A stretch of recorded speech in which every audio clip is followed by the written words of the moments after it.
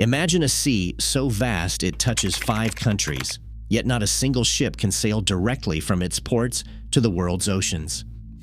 For Kazakhstan and its neighbors, the Caspian's isolation is more than a map quirk.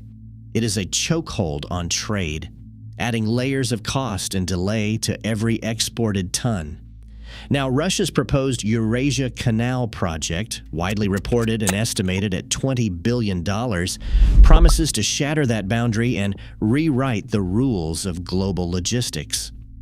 The plan is described as a bigger, more modern route, but it remains proposed, not guaranteed. And beneath the public ambition lies a difficult question. Could this become the trade superhighway Central Asia has long envisioned, or will reality swamp the vision before a single ship ever sails? The stakes begin with the locked sea itself. The Caspian Sea sprawls across nearly 400,000 square kilometers, touching Russia, Kazakhstan, Turkmenistan, Iran, and Azerbaijan. Yet for all its size, the Caspian is a closed basin, sealed off from the open ocean by thousands of kilometers of land. No natural river or channel allows ships to flow out to the Black Sea, the Mediterranean, or beyond. For the region's exporters, this is more than a matter of geography. It is a daily grinding barrier, an unrelenting isolation.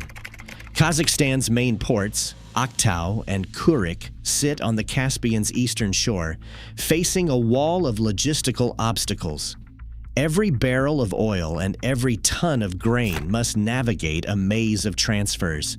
Cargo is loaded onto ships that can only sail within the Caspian, offloaded at the western edge, then shifted to railways or to smaller river vessels. These extra steps add time, cost, and risk at every turn. Logistics. Unlike nations with direct sea access, Caspian exporters pay a premium just to reach global markets.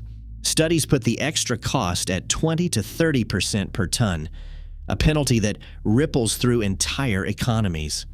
For landlocked Central Asia, the isolation is more than an inconvenience. It shapes trade patterns, limits bargaining power, and locks in dependence on neighbors' infrastructure, cost. The Caspian's isolation is not a relic of ancient geography alone. It is a living constraint that shapes everything from commodity prices to foreign policy. When global demand surges or supply chains tighten, Caspian nations feel the squeeze first and hardest. No matter how rich the natural resources, the locked sea remains an unyielding gatekeeper. As long as the Caspian remains sealed, every export faces a gauntlet of obstacles. The question is not just how to move goods, but how much more those goods will cost and who will control the routes. In this world, logistics is not only about moving things. It is about power, leverage, and the boundaries of possibility, leverage. At the port of Aktau, every shipment begins with a calculation. For Kazakh exporters, the math is unforgiving. Grain, oil, metals, whatever the cargo, the journey to world markets comes with a built-in penalty. Extra port transfers mean more labor, more equipment, and more time lost waiting for the next available slot. Each handoff adds risk, missed connections, damaged goods, or costly delays when schedules do not align. A typical shipment of wheat bound for Europe might start on a barge across the Caspian, then switch to rail at the western shore, before finally reaching a Black Sea port. Each step in this relay inflates the cost. Industry reports put the added burden at 20 to 30% above global averages, just to cover the logistics gap. For a mid-size exporter, that can mean millions lost each year, money that could have gone into new equipment, wages, or expansion. A manager at a Kazakh grain company put it plainly, "We are not just competing with other farmers, we are competing with the cost of geography." When the Volga-Don Canal closes for winter or faces low water, the pain grows sharper. Shipments are rerouted, sometimes hundreds of kilometers by rail, with every extra kilometer eating into profits. This is not just an inconvenience. It shapes what crops get planted, which contracts are signed, and how much leverage Kazakhstan has in negotiating prices. The higher the transport bill, the less room there is to weather swings in the global market. For Central Asian exporters, the locked sea is not just a map problem, it is a daily calculation of what is possible and what is out of reach. Ships leaving the Caspian face a hard limit the moment they reach the Volga-Don Canal. The canal was built in the early 1950s, and it was engineered for a different era, one where cargo volumes and vessel sizes were a fraction of today's global standards. Its locks and channels allow draft depths of only about 3.5 to 4 meters, which is just enough for small river sea vessels, but nowhere near the requirements for modern ocean-going ships. Bulk carriers, tankers, and container ships that move the world's trade often need drafts of 12 meters or more. Here, they do not stand a chance. The numbers tell the story. The Volga-Don Canal's maximum vessel class, the so-called Volga-Don Max, tops out at roughly 5,000 deadweight tons. By comparison, a standard Panamax ship carries up to 80,000 tons and requires 3 times the draft. This mismatch forces exporters to break up shipments, use smaller ships, and reload cargo multiple times. Each transfer adds cost, risk, and delay. The canal's narrow chambers and shallow stretches mean only a handful of ships can pass through at once, and even then, only if water levels cooperate. This is the bottleneck that shapes the Caspian's trade options. Lock dimensions cap efficiency further. The chambers measure about 145 meters long and 17 meters wide, squeezing vessels into tight confines and ruling out anything larger. In practical terms, a single Panamax vessel's cargo must be divided among more than a dozen trips by smaller canal ships. The bottleneck is not just about speed, it is about scale. The canal's physical limits set a ceiling on how much the Caspian can export, no matter how strong global demand becomes. Winter brings a hard pause to Caspian shipping dreams. When ice grips the Volga-Don Canal, navigation stops cold. Sometimes the shutdown lasts 2 or even 3 months. Lock gates freeze shut, and traffic backs up from Astrakhan to the Azov Sea. Even in milder years, low water forces sudden closures. In 2015, a dry spring left the canal too shallow for normal traffic, stranding dozens of ships and pushing costs higher. A logistics operator in Rostov put it bluntly, "When the canal closes, everything stops. You can't move grain, oil, or steel out. The only option is to wait or send cargo by rail at twice the price." The uncertainty is not just about weather. Every closure triggers a scramble. Contracts get renegotiated, storage fills up, and exporters risk missing delivery windows.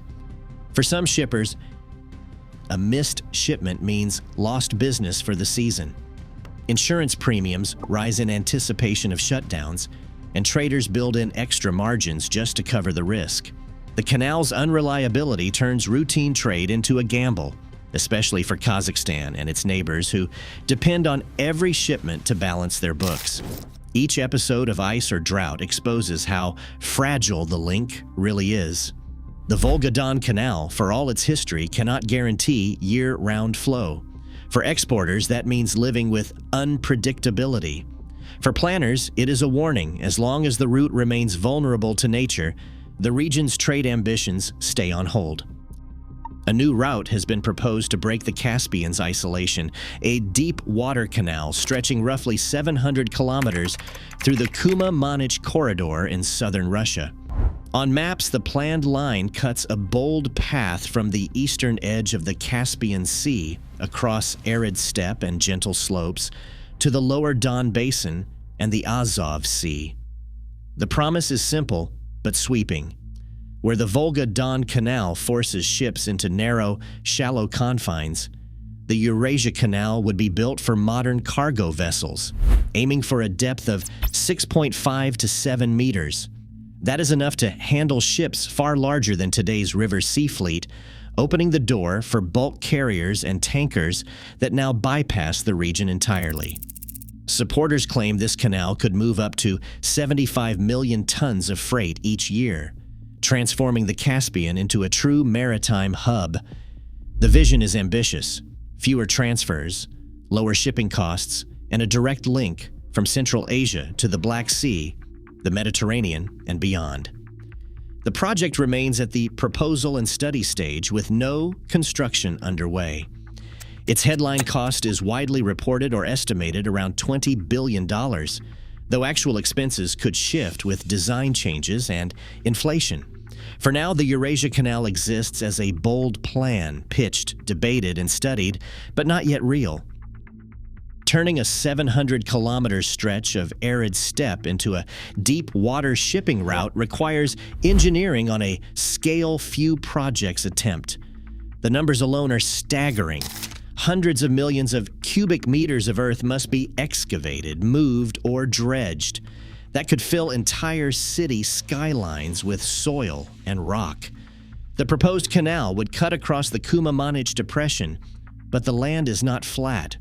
Ships must climb and descend nearly 100 meters in elevation between the Caspian and the Azov Sea. That requires a chain of massive locks, each built to handle vessels far larger than the region's current river fleet. Lock chambers would stretch up to 250 meters long and 80 meters wide, with gates and pumps designed to lift thousands of tons of steel and cargo with each cycle. Water is the project's most stubborn obstacle. The canal would run through an arid corridor where evaporation and seepage threaten to drain away as much as is added. Engineers estimate the system would require up to 35 cubic kilometers of water each year, far more than the local rivers can provide. Pumping water over the highest points would demand enormous amounts of energy, with proposals for wind farms and grid tie-ins just to keep the locks operating. One civil engineer studying the route put it bluntly: moving ships is easy. Moving water is the real challenge.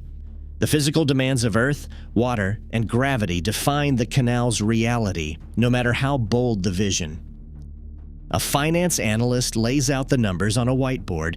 Land acquisition alone runs into the billions, but that is just the start. Excavation, concrete lining, and dredging stretch across hundreds of kilometers. Each lock complex, with its steel gates and massive pumps, adds another layer of expense. Then come the reservoirs and the power grid needed to keep water moving over the steppe. Every kilometer of new rail or road built to support the canal piles on more cost. And these are only the upfront figures. Maintenance, dredging, repairs, and spare parts for pumps will draw millions every year for as long as ships pass through. Sanctions complicate the picture. Western suppliers for lock gates and dredgers are off the table, forcing a turn to domestic or Chinese alternatives, which can drive costs even higher. No detailed financing plan has surfaced. Scenarios range from direct state funding to public-private partnerships, but each faces uncertainty in a volatile global economy. An environmental scientist points to the wetlands near Lake Manich-Gudilo. Diverting water threatens to alter salinity and disrupt fragile habitats that support migratory birds and fisheries. Supporters outline mitigation plans, but critics warn that the risks are not fully understood. The prospect of irreversible ecological damage hangs over every planning meeting, adding another layer of doubt to the canal's future. In the world of shipping, every new route redraws the map of winners and losers. If the Eurasia Canal becomes reality, the balance of power among ports and exporters across the region could change overnight. Kazakhstan's Aktau and Kurik, once on the periphery, could become major gateways for Central Asian oil, grain, and metals. On the western end, Russian ports like Rostov and Novorossiysk could see a surge in throughput, handling larger vessels that today bypass the Caspian entirely. For exporters, direct access to deep water routes means stronger bargaining positions in price talks and contracts, and no longer being forced to accept terms set by the owners of narrow rail lines or shallow canals. A trade analyst says whoever controls the shortest, cheapest route holds the leverage. If Kazakhstan can move bulk cargo straight to the Black Sea, it is not just about saving money. It is about negotiating from a position of strength. The canal could trigger new competition among ports, shifting investment and trade flows across the region. Analysts model two main scenarios for how the Eurasia Canal could reshape trade flows. In the first scenario, a partial upgrade would allow medium-sized coastal vessels to bypass some current rail and transshipment routes. The result would be a 10 to 20% shift of Kazakhstan's grain and oil exports from costly overland corridors onto water, reducing the need for multiple handoffs and cutting per-ton transport costs. Even this limited change would ease pressure on rail lines and ports, free up capacity for other goods, and lower systemic risk during seasonal bottlenecks. In the more ambitious scenario, a fully realized deep water canal would support vessels with drafts of 6.5 to 7 meters, enabling direct movement of bulk cargo to the Black Sea. Here, annual throughput could reach 75 to 100 million tons, rivaling some of Europe's busiest inland waterways. This would not just redirect a fraction of Central Asia's trade, but fundamentally alter the region's logistics map, integrating Caspian ports into the global shipping network at a scale never seen before. No construction crews have broken ground along the Kuma-Manich corridor. The Eurasia Canal remains a headline in feasibility studies and government proposals, not a reality on the steppe. Behind the bold vision lies a tangle of financing questions that no one has resolved. Direct state funding from Russia faces budget constraints, especially as resources are pulled toward upgrading the existing Volga-Don Canal. International loans, once a possibility, are complicated by sanctions and shifting alliances. Chinese investment tied to belt and road ambitions could bring capital, and it could also add new layers of geopolitical risk. Public-private partnerships have been floated with the promise of future tolls and port revenues, yet no formal agreements have surfaced. Every scenario carries its own risk matrix, cost overruns, repayment uncertainty, political strings, and exposure to global market swings. As of 2025, the project sits in limbo.